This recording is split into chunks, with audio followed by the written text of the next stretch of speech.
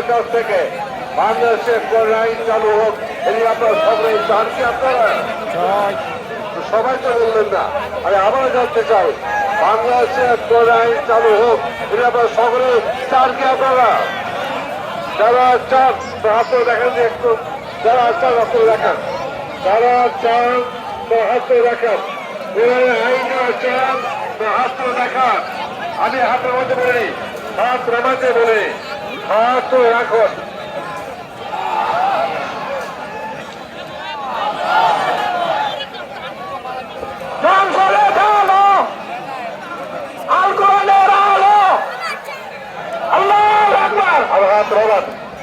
সম্মানিত বন্ধুগণ, আইন চালু করতে চাই এবং এই বিষয়ে আমি আজকে শেষে যাচ্ছি। এভাবে আপনারা বসা আছেন, তাদের অনুরোধ করছি আমি আগামী নির্বাচনে যে সরকার চলে গেছে, সে সরকার আর আসতে পারবে না।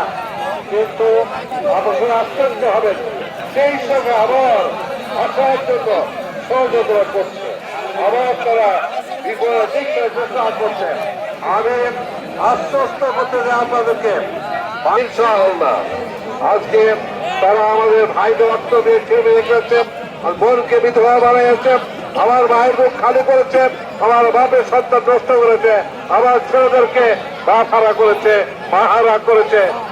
তারাই আবার আমাদের দেশে আসবে, তার ক্ষমতায় বসবে, এটা হতে পারে না।